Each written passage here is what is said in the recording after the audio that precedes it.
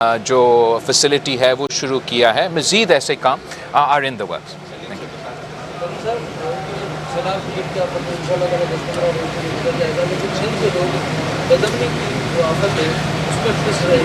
ابھی بھی سیلاب کے دوران مشہور قدموں کی بند کام ہو رہا تھا, وہاں سے نمبر ڈرائیور جاتے ہوئے رات سکھر میں پوری سرکار شہید ہو گئی. کچے کے دھاتو جو ناسوس کرنے والے کو نوٹس مل گیا, ان کے خلاف کب فیلڈ آپریشن ہوتا ہے سیلاب پہ فوکس کرتے ہیں. بالکل ہم سپاہ سے فوکس کریں. جہاں تک لا اینڈ آرڈر کے سوال ہے, یہ سندھ کے لیے بھی ایک بہت بڑا مسئلہ ہے اور یہ پورا ملک کے لیے ایک مسئلہ رہا ہے. آپ کو یاد ہوگا کہ الیکشن سے پہلے ایکچولی جب سے فال آف کابل ہوا, چاہے وہ نیشنل اسمبلی ہو یا ادھر میرے جلسے جلوس میں ہو, میں مسلسل یہ بات اٹھاتا آ رہا ہوں. کوئی سننے والا کوئی نہیں تھا کہ یہ جو فال آف کابل ہوا ہے اور اس کے نتیجے میں جو ہتھیار اور جو ریسورسز افغانستان میں نے ایگزیکٹلی یہ کہا تھا کہ یہ ہتھیار جو انہوں نے ادھر چھوڑا ہے, یہ نہ صرف دہشت گردوں کے ہاتھ آ جائیں گے, مگر یہ ہمارے دوسرے جو لا اینڈ آرڈر میں مسائل پیدا ہوتے ہیں ان گروپس کے پاس یہ ہتھیار آ جائیں گے. اور ہم نے یہ دیکھا. مگر میں جو سندھ پولیس ہے, جو سی ایم سندھ نے اس الیکشن کے بعد کوششیں کی ہے, میں اس کو اپریشیٹ کرتا ہوں.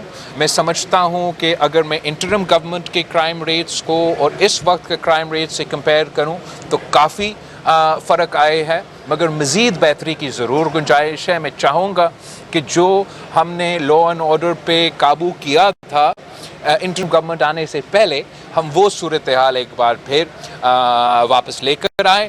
اس کے لیے ضروری ہے کہ صبح آپس میں کوآرڈینیٹ کریں.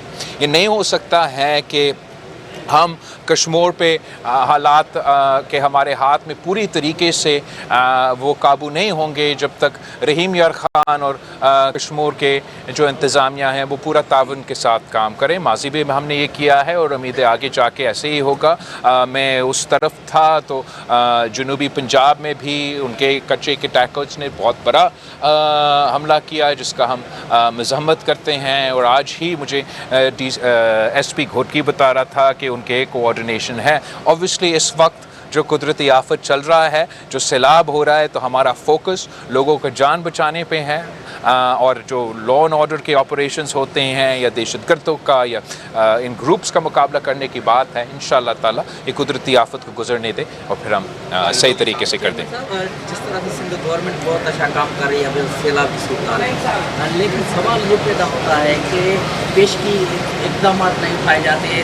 کچے میں جو ہے زمینداری بند بنے ہوئے ہیں. سپریم کورٹ نے حکم دیے کہ یہ بند توڑے جائے, ہٹائے جائے. جنگلات ختم کیے گئے ہیں, بند مضبوط نہیں ہے.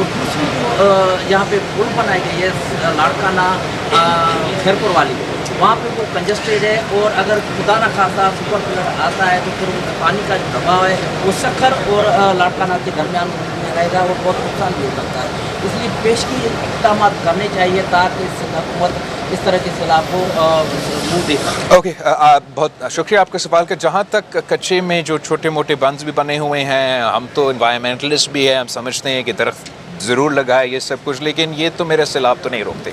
اور وہ صورتحال ہیں, ان کو اگر سپریم کورٹ کا کہیں آرڈر ہے اس پہ عمل درآمد ضرور ہونا ہے. جہاں تک ہمارا انفراسٹرکچر ہے, چاہے وہ پنجاب کا بریجز ہو یا سندھ کے بریجز ہو, خاص طور پہ وہ بریجز جو انڈس پہ بنے ہیں یا دریا کے اس طرف جانے کے لیے بنے ہیں, ان پہ ہمیں جیسے ہم چاہتے ہیں کہ ایون سکھر براج کا کیپیسٹی ہم بڑھائیں اور اپنا انفراسٹرکچر مزید بہتر کرے, ویسے ہمیں تمام اپنا انفراسٹرکچر کو پوسٹ کلائمیٹ چینج انفراسٹرکچر کے لیے اڈیپٹ کرنا پڑے گا.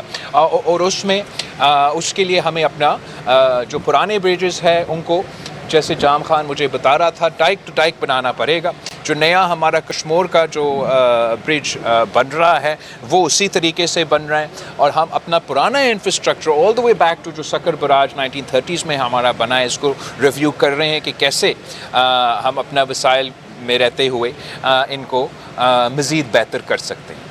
چیئرمین صاحب نے وزٹ کرنا ہے. بتائیے گا کہ آپ نے پہلے ایک اسٹرانگ موقف رکھا تھا جب پانی نہیں چھوڑا جاتا ہے, آپ نے سبھی طرف سے دیا تھا اور انٹرنیشنلی آپ نے اس کے اوپر بڑی آپ نے فائٹ کی. اب یہ ابھی جاری ہے اور اس کے بعد آپ नहीं आ रहा, क्यों आप वहाँ पे डील नहीं कर रहे केस? हम बिल्कुल कर रहे हैं भाई। ऑब्वियसली इस वक्त तो कुदरती आफत हमारे यहाँ से गुजर रहा है, तो मैं समझता हूँ कि इससे मेरा यहाँ होना ज़रूरी है। केस तो हम प्लीड करते रहेंगे। हमें अपना सिंधु के लिए जदोजहद, चाहे वो पाकिस्तान के अंदर हो या आलमी सतह पे हो, हम ही सिंधु का आवाज़ है और हमें अपना इंडस के लिए आवाज़ उठाना पड़ेगा, कोई और तो नहीं करेगा। जहाँ तक इंडस वाटर ट्रीटी या सिंतास मुआहिदा के बारे में पाकिस्तान पीपल्स पार्टी, पूरे पाकिस्तान का मजबूत मौक़िफ़ दुनिया के सामने आया है। अनफॉर्चुनेटली आपने ये इज़राइल मॉडल देखा है कि उन्होंने फ़लस्तीन से ये शुरू किया कि खाना पीने के सामान किसी इलाके को बंद करे, तो मोदी ने उसी का नकल करते हुए ये सोचा कि आलमी कानून तोड़ दे।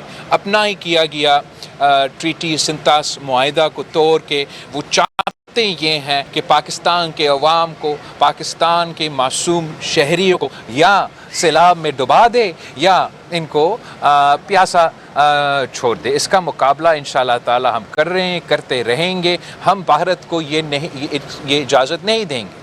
भारत के पास दो ऑप्शंस हैं, या इनको सिंतास मुआहिदा मानना पड़ेगा आलमी कानून के मुताबिक और इस सिंतास मुआहिदा के मुताबिक अमल दरामद करना पड़ेगा, या 6 के 6 दरिया जो है, जो लोअर रिपेरियन का हक़ है पाकिस्तान का, फिर वो 3 पे नहीं, वो 6 दरिया पे होंगे और वो केस भी हम लड़ने के लिए तैयार हैं। इस किस्म के जो जदोजहद होते हैं वो एक दफ़ा जाके कोई आवाज़ उठाने से नहीं होता है। हमें मुसलसल इस इशू को उठाना चाहिए और मैं आपको भी, पाकिस्तान के अवाम को भी अपील करता हूँ कि इस इशू पे सिंधु के तहफ़्फ़ुज़ के लिए आप हमारे साथ थे। इंशाअल्लाह ताला हम एक हो के पूरी दुनिया को उजागर करेंगे और हाईलाइट करेंगे कि ये जुल्म को हम बर्दाश्त नहीं कर सकेंगे। आखिरी क्वेश्चन पर मैंने सखर को बराज देखना है।